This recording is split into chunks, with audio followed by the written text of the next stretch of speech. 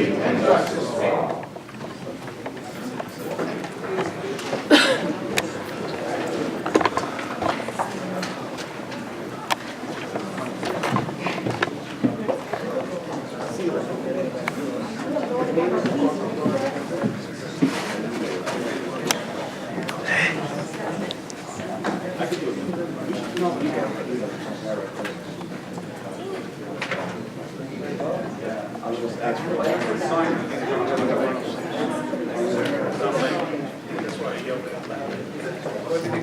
Okay, will the clerk of the legislature please call the roll?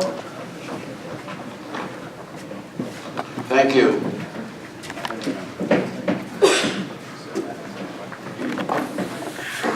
Deputy Presiding Supervisor Richard Nicolello. Here. Alternate Deputy Presiding Officer Howard Copel. Legislator Sheila Bino. Here. Thank you. Legislator Carrie Salages. Here. Thank you. Legislator Denise Ford. Here. Legislator Laura Curran. Present. Thank you. Legislator C. William Gaylord III. Present. Legislator Vincent Muscarella. Thank you. Legislator Ellen Birnbaum. Okay. Legislator Delia DeRiggi Witten. Here. Legislator James Kennedy. Here. Legislator Laura Schaefer. Here. Legislator Dennis Dunn Sr. Here. Legislator Rose Marie Walker. Here. Legislator Donald McKenzie. Here. Thank you. Legislator Stephen Rhodes. Present. Minority Leader Kavan Abraman. Here. Thank you. And Presiding Officer Norman Gonzalez. Present. We have a quorum, ma'am. Thank you very much, Mr. Rhodes. I have to open the hearing. Oh, this has nothing to do with the hearing. I just would like to request, I'm sorry, Frank. I just wanted to request a moment of silence for Miss Virginia Leviner. She was a crossing guard in Hempstead. That was terrible accident that happened in Hempstead. Obviously, there's our crossing guards are trying to make sure our children have proper gateways and pathways to cross the street. In schools, I think she gave up the ultimate sacrifice in giving her own life to make sure children are protected along these streetways. So I just wanted to ask for a moment of silence. Thank you.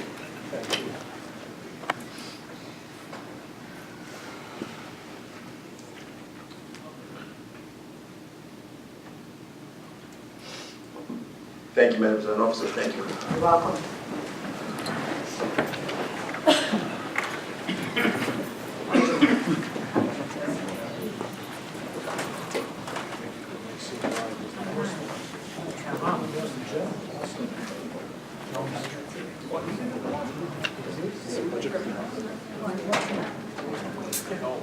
Yeah, I know.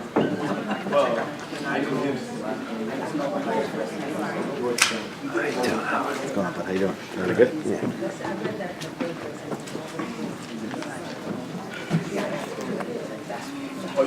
Hey, Howard. How you doing? If not for us today, you could have been taken. At this point in the meeting, I need a motion to open the hearing. All right, on the first item on the agenda, which is a hearing on ordinance number 177, moved by legislator Dunn, seconded by legislator Schaefer. All right, all those in favor of opening the hearing signify by saying aye. Aye. Any opposed? Okay, the hearing is now opened and the vote is unanimous.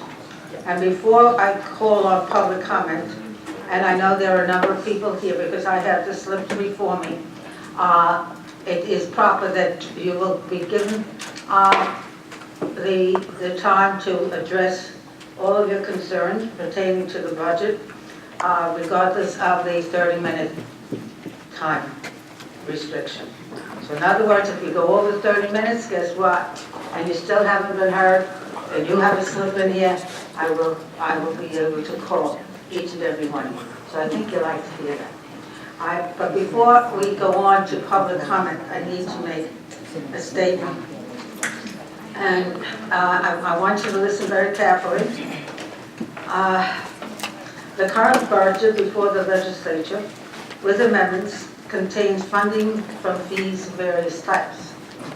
While we in the majority have offered amendments to eliminate some of the fees, the largest fee is the public safety fee.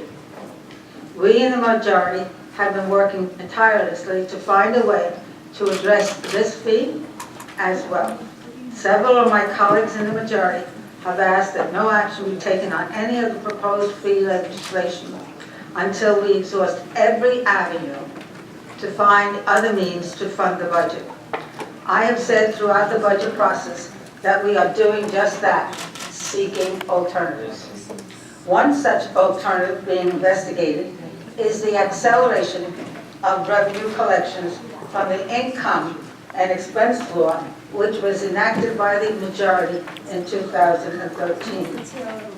Comptroller Maragos has made a last-minute claim that he can find a way to achieve budgetary balance without any fee increases.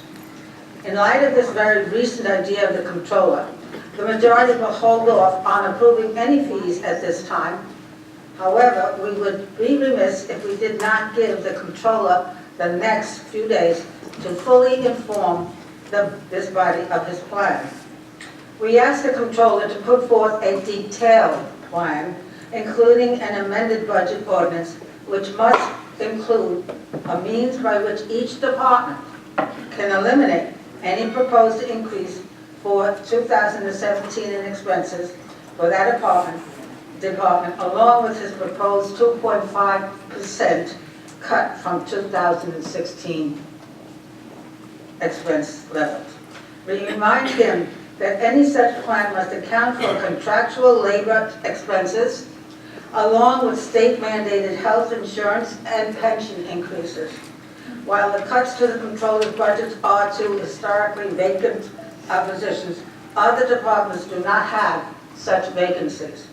Therefore, we ask the comptroller to provide details as to any layoffs that will be required by his plan, as well as cuts to any service provided by the respective departments.